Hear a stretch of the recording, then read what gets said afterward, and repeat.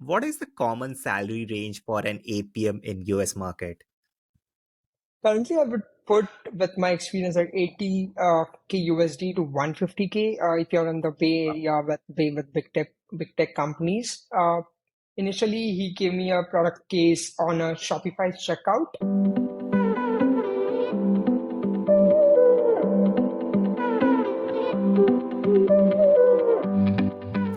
Hello everyone.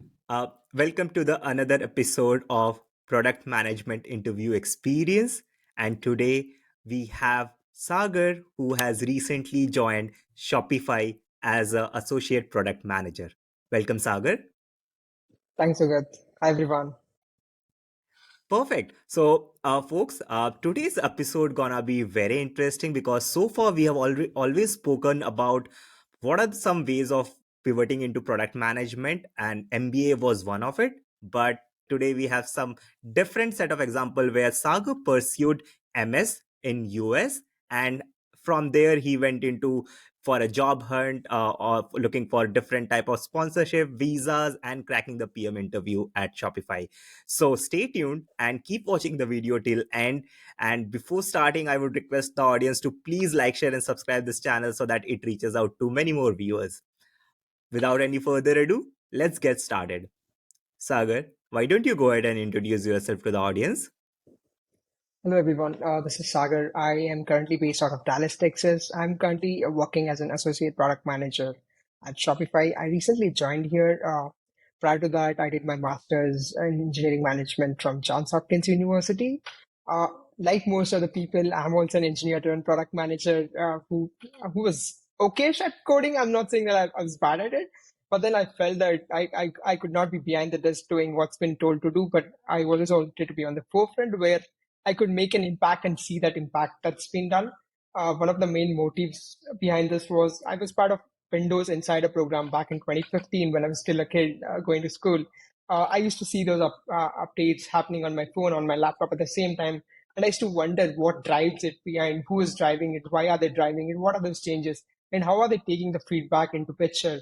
And that's something that took me to computer science and then realized that that's not how it is done. It's more onto the managers who decide the hows and buts.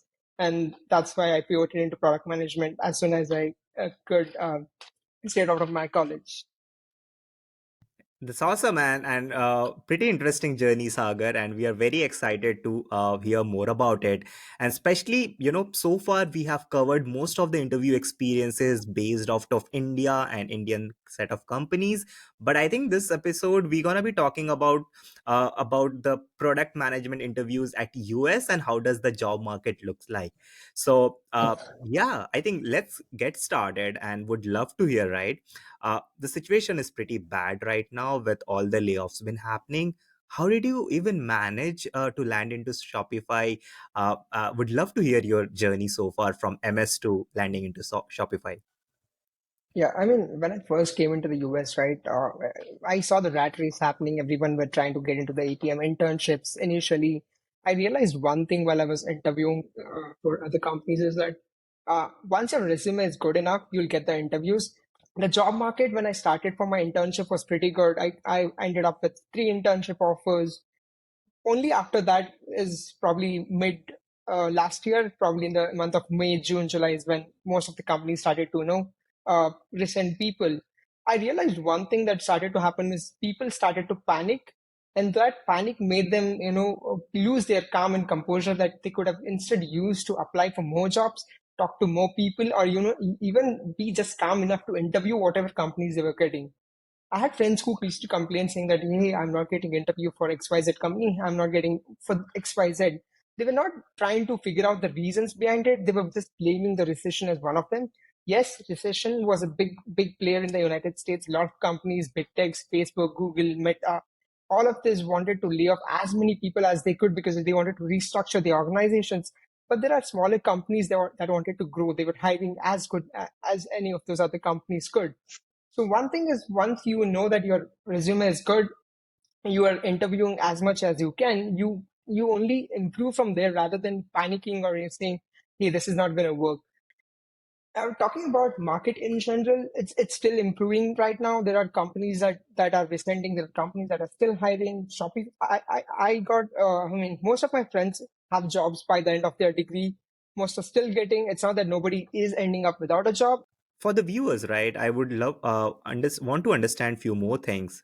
uh, how is the things related to visas and sponsorship? Because when you need a job in a foreign land, I think one of the most important thing is the visa and the sponsorship. Companies were willing to offer sponsorship at this point of time as well, or how was the scenario at your point? Yeah, most of the companies right now were not willing to offer visas. So when it comes to master students, F1 visa allows them to work for 3 years if it's a STEM degree. Most end up doing the STEM degree because that allows them to work in the US for 3 years without sponsorship. But then most companies also think about the future, right? They want someone who could stay for longer. They don't want someone who could quit them and go to another company just because they will not sponsor them. So that was one big problem that most of my friends and myself faced, where companies were not willing to sponsor as much they could do, especially the big players. They're trying to cut down the cost in the HR legal, which could accommodate more and more people if those HR and legal were not being laid off, because they lay off only when they don't want to hire international students or international employees, because that involves a lot of legalities and procedures. So I would say visa was a big issue when it comes to hiring. But then there were other companies that want skilled laborers. So when it comes to skilled laborers, India, China, and other markets have a lot of people coming into the US who could potentially make an impact. And America and the companies here also know that. It's just that you need to be good at your skills. You need to showcase that, hey, if we hire him, we can take that extra risk of sponsoring him, or spending those extra bucks for the legalities that go with the sponsorship. Uh, one other thing that I've observed with companies is that even though they want to sponsor, there's uncertainty of your visa getting picked up for H1Bs, because a lot of people are applying. So it's a luck game. Any employer can get you picked up. Sorry, your visa can be picked up this time, next time, or the other time. But then companies also don't want to bet this time, because especially with the market's uncertainty, they don't know how long they can employ you, right? So they don't want to be funding that much money. But for international students, that was a little eased up, because we have three chances to apply for H1B and then FOSO. uh, there are other ways of getting into US these days, not just for students, but for someone who is experienced as Sugat, who could come in from his experience at London, who could use E1B, which helps him get into the US with a better visa than H1B, and then also get into green cards, system as much as soon as he can. But for others, but with not having that international managerial background, could be a little difficult with the E1B route. I think these are pretty insightful talks. Thanks a lot, Sagar, for sharing this. One question which I keep getting from most of my peers and audience is that is there any way to find those companies who sponsors visa, or how do you even approach or find those kind of companies out there? Yeah, so there are websites such as H1B, visa.com, and other sites that help us understand if the company is sponsoring or they have sponsored in the past. But not every time that company who has sponsored in the past will be willing to sponsor in the future. Also, what happens is that there are roles that they sponsor, especially software engineering is such role that most companies are willing to sponsor. Product managers, it's a bit of a problem where some good companies wants to sponsor, but there are companies like probably I could say JP Morgan or some other few companies that we saw also. They want to sponsor only for director of product managers, or L7, L8, L6, L6 and above, I could say, where they don't want to sponsor as much they could do in the past, because I've seen that they have sponsored APMs, PM1, PM2, senior PMs in the past. But in this current market, they're not willing to sponsor as much as they have done in the past. So it is a bit of problem with that. But using these sites, we could only tell this company sponsor, but we are not 100% sure until we talk to the HR and find out if they are sponsoring. Fair enough. I think, yeah, Yeah, we at least have a laundry list of websites where we can reach out the companies and check if they are sponsoring or not. yeah. Now, moving on to one of the most interesting segment which I recently started, which is like Fireside Chat with Sagar, where I would be asking him 5 questions and Sagar would be giving his candid response and with kind of a rapid fire sort of things. So, Sagar, are you ready? Yeah. Perfect. So, question number one, Sagar, uh, what is one of your favorite app? So I'm a huge cricket fan. I only remember watching cricket ever since I was a kid. So my favorite app till date is ClickBuzz, I would say, because that's the most used app on my phone other than Instagram or Facebook. That's good to know. And at assume you are a CEO of QuickBuzz. What is one problem or what is one feature you would build next in that? So, because what I've observed is that the notifications or they have profiling, but they don't use it to customize for users. I would use the social profiling to customize as much as I can because suppose I'm an Indian cricket team fan, I don't want to have some other team's news first on my screen. I want to prioritize what I want to see on my screen or what kind of notifications I want. So I use that profiling that they have built and you customize more onto that. Probably I would also integrate it with Twitter or any of these other social channels and try to make it more user friendly, where users can chat and comment when the match is going on. Make it more how do I put it? Make it more user friendly, but in a way where users can interact as much as they can. Awesome. I think Yeah, if anyone is listening to this from QuickBuzz, I think we have a kind of a feature request from one of the fan users. So please consider that. I'd be happy to see if they do it. We never know. Yeah. Yeah. Let's try that. Okay, moving to the next set of questions. What is the product which you are currently managing at Shopify? The product which I'm managing currently at Shopify is products and pricing. So whenever merchants, so Shopify is an e-commerce company where any of the merchants, Sugat is a merchant who wants to sell candies and he could use Shopify as a platform to sell it. He could build his own website using Shopify. He could upload his candies, different kind of candies. Um, he can also use Shopify's Pay to handle payments and checkouts and all of those stuff. Here I handle products and pricing where Sugat wants to enter popsicles or different products into the system where users can watch it.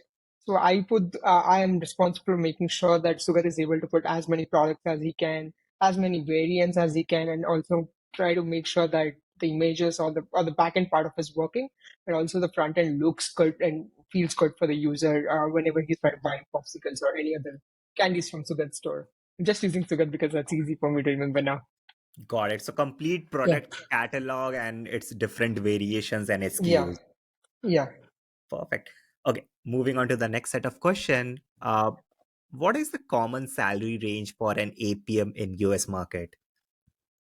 Currently, I would put with my experience at 80 k USD to 150K. If you're in the Bay Area with big tech companies, you might be lucky if you cross 150K, but that is not happening in the current market at least.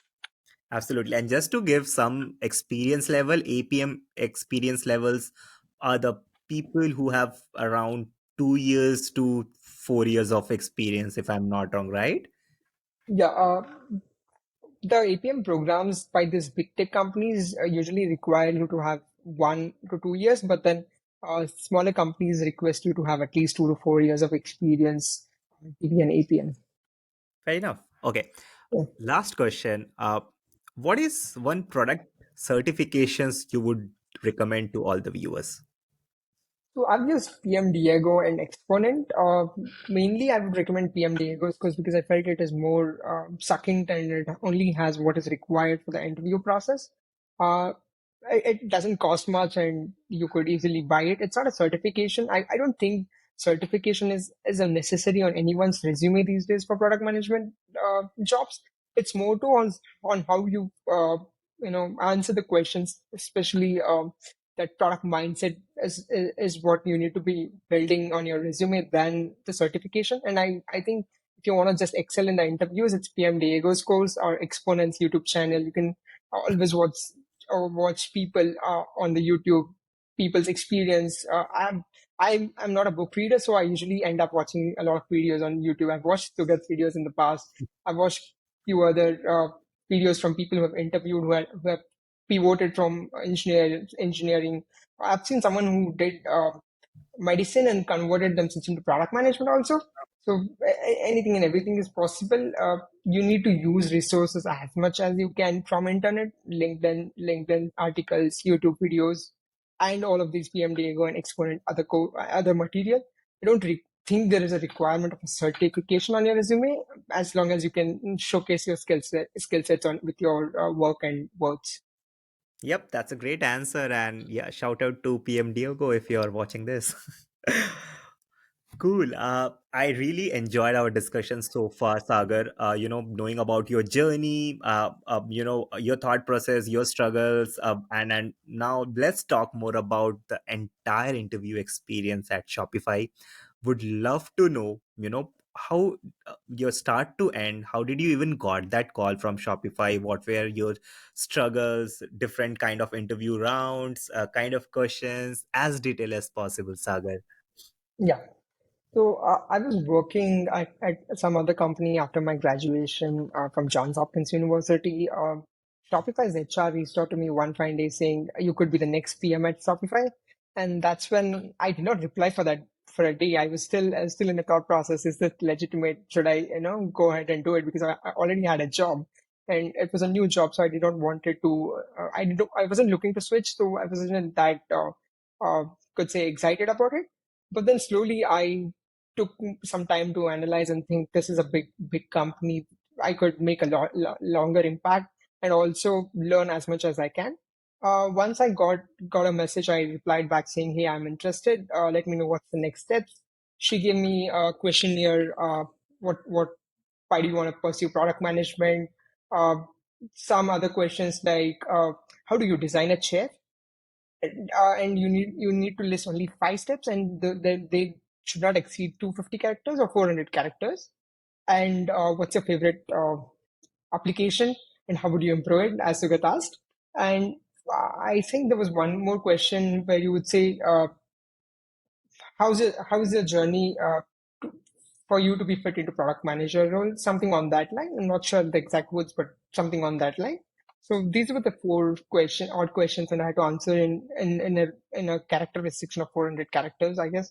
And I submitted those. The HR reached out to me after a couple of days saying, "Hey, we would love to interview you for the future rounds."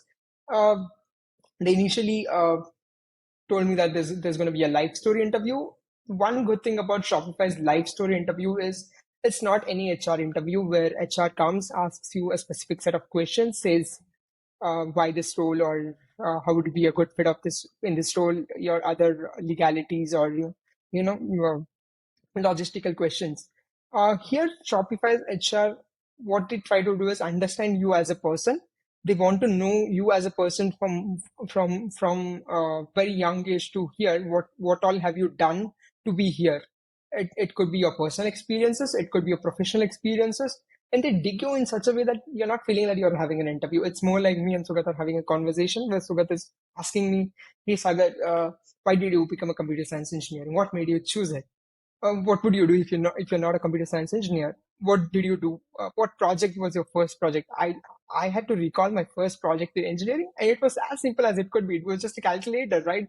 And I and they weren't expecting me to answer big tech words or all these fancy words, AI, other stuff. They only wanted to know the real me and why I'm trying to get into this role, and will I be culturally fit for this company? And that's something I appreciated. It was an hour-long interview.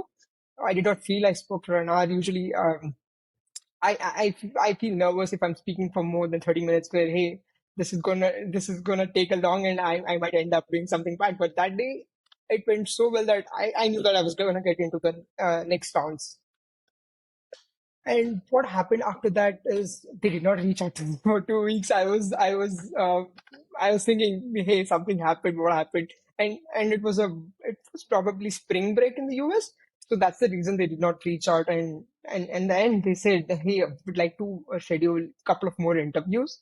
So for the APM program at Shopify, there are, other than live story interview and the questionnaire that happens before the interview, there's one product case interview. And if you're someone who has a technical background, they also have a technical case interview for it, which follows your product case.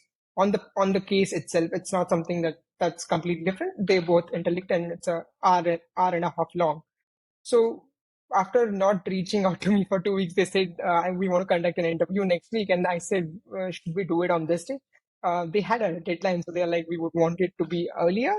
So I did not have much time to prepare for it, but I took whatever time was available. I went back to my basics. I went back to watching the videos that I used to watch. I had some notes which I reused for other interviews. Uh, on the day of interview, it was a hour and a half long interview, and as I said, anything about 30 minutes, I feel nervous because I feel I am getting out of track after that time. That focus is getting lost. But then that day, luckily again, had a good product manager. He was a product lead at senior level who took my product case as well as the technical case interview. Uh, Initially, he gave me a product case on a Shopify checkout experience. He gave me some case studies. It was not like, hey, design XYZ. He gave me Shopify's very own case. He gave me some of the stores that Shopify has. What is their checkout experience? And then he asked me, use these as an example and say what would be the three things you would want to improve in the checkout experience based on what is there in the present scenario. And it was like it opened a lot of thoughts for me because I could see a product, I could see what's wrong, I could see what I could do. It's not something that I'm imagining in my thoughts and I don't know what it is. Because sometimes product case interviews are where they can ask you how do you improve Airbnb? And if I'm not used Airbnb, then I don't know what to do, right? So this was something that was useful. They gave me enough context to think upon. Then it was more on a product design case interview where I had to go through whatever I had asked him a couple of questions. What is the goal? What are the requirements? How, what, why, when? All these questions. Understood what is the mindset of the users, different types of users. Followed the circle framework that we use for product design interviews. Understood the case, understood the users, understood the situation, the goals, and try to come up with user profiling, what are their pain points, how we could solve them. And then when I had some sort of solutions, that's a bad phase, because when I had solutions, when I said that, hey, these are the kind of solutions I'm looking at, he said these are already in beta phase, or these are already in a closed development stage. So that means I'm giving him an answer that is not out of the box. First thing, I'm giving him answers that they are already doing, but they're not available in the market. So that kind of hit me hard when I was interviewing. But then I only after some minutes into the interview is when I realized I was thinking what how Shopify was thinking, but I did not know that they thought that way. So it kind of made me nervous. But then at the same time, only later I realized I am thinking on their line, so I'm in a good stage. You have something to Absolutely. say, Shopify? Yeah. Yeah, I think first thing which came to my mind that hey, if you are already suggesting some solutions which is getting implemented in the beta stage, I think that's a good sign for you because you thought the same way as which the company is thinking, and your thoughts are were pretty aligned. You always don't have to think out of the box and definitely bring an outsider eye point of view. But if your thought processes are aligned, that's really positive in an interview.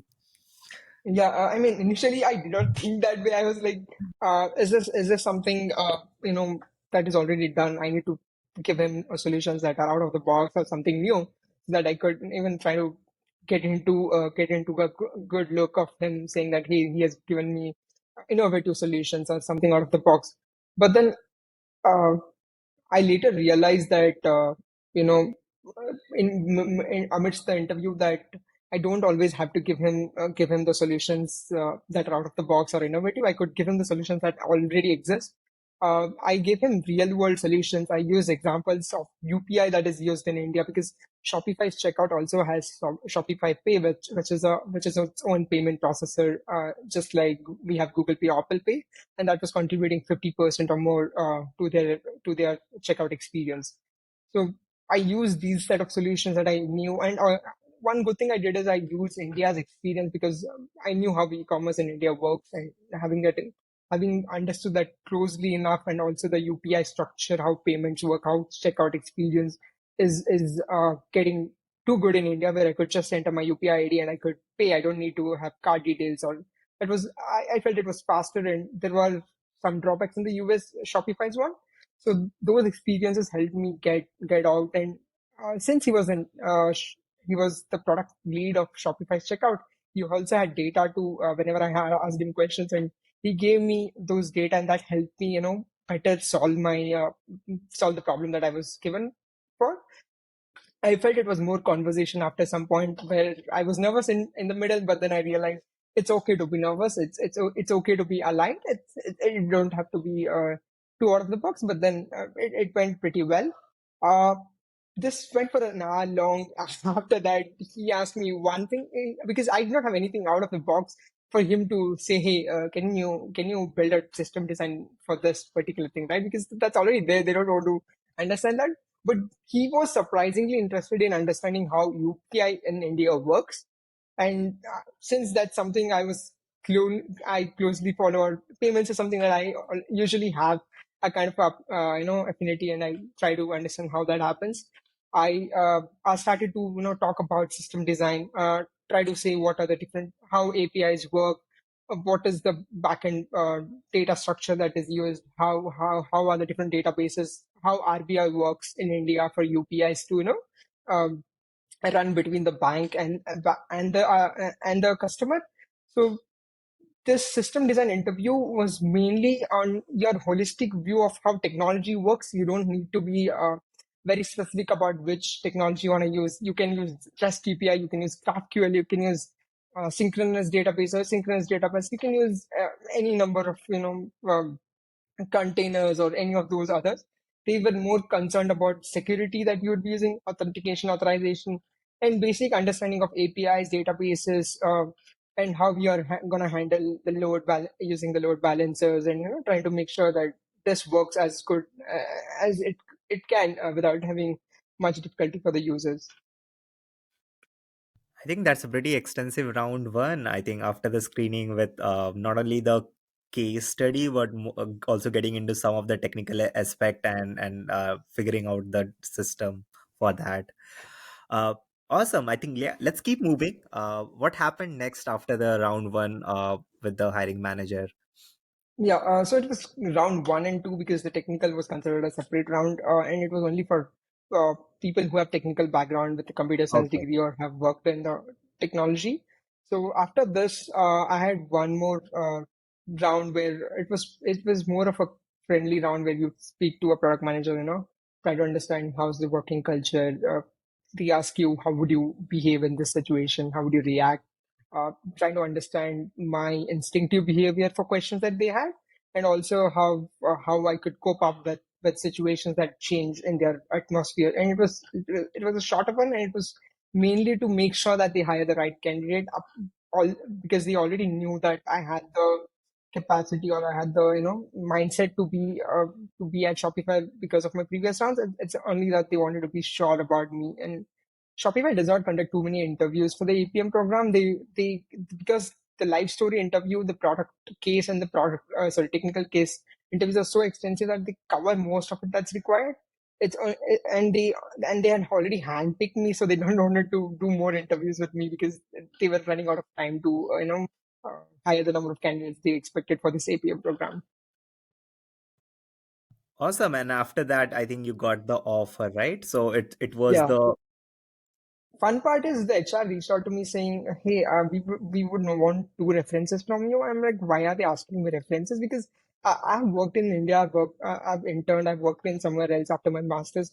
Nobody has asked me references before even getting an offer. It's usually after you get an offer, where they say, "Hey, we want to do a background check. We need references."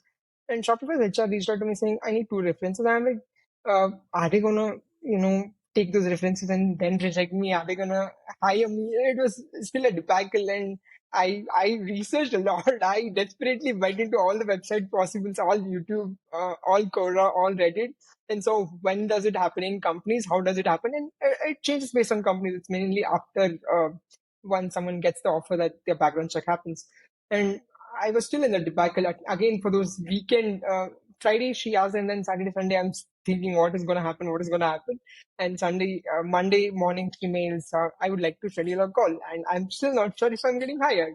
And only during the call, first 1 minute of the call, I realize I'm going to get hired because we have that smile, and usually they put that smile when they are just trying to say, "Hey, we are hiring you," right? They don't. They're not cutting and going elsewhere and coming back and saying, "Hey, we are not going to hire." It was a competitive market, and so on. I could totally understand the wait Saturday, Sunday for the results. It's we are getting very desperate. What would happen? And a lot of thought process and yeah, but at the end you were able to made it. So kudos to you, Sagar, again and cracking the APM interview at Shopify and joining over there. I yep. I think it was very fun, a fun discussion. It helped me a lot of context understanding the US job market, how the students who go from India to US to study and then later get into the job, along with the entire interview process at Shopify. Before we wind up, is there anything else you want to share to the audience through this channel? One thing I would like to say for audience, especially the ones coming from India or any other countries for doing their masters, is uh, I know it's a lot to come here because financially it's a big thing. The college fees are tremendously increasing. The insurance fees, the cost of living is increasing.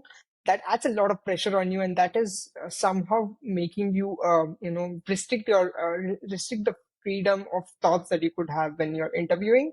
I've seen a lot happening where people are like, I need a job desperately because I have a loan, and that is hindering what they could do, where they could spend more time, where they could spend more time without having a thought saying, I don't need to think too much. I only need to think about the job. Let's see what happens. That mindset is getting lost in the process. And if that mindset needs to be balanced with all the pressure that comes with the finance, right? You can't be saying, I have a debt. I need a job. You also need to say, I have a debt. I need a job. I'll figure it out somehow. And having that mindset and having that mental balance is very important in the job, especially in this current job scenario. And if you're constantly putting efforts and having that liberated mindset of, hey, I'll get it done however I have to get it done, that's going to help you in a longer run, not just in this job, but in any job, in any point in your career. If you're desperate about something, they say that if you're desperate, you'll end up getting it. But then it's not always the case. If you're too desperate and you lose it, you will lose your own character, and you don't need to lose that because that's what people look for you in the interviews. That's what people want to see in you, and don't let that happen in at any stage of life. Thanks, Sagar, for this piece of advice. I hope, folks, you found this video very valuable. If so, I request you to please like, share, and subscribe this and share it across to most of your friends who might be wanting to know how does the job market in US look like or cracking the APM interview. Uh, till then, stay tuned and see you in next upcoming videos. Thank you, Sagar, once again. Thank you, Sugat. Thank you for giving this opportunity for me to share my views.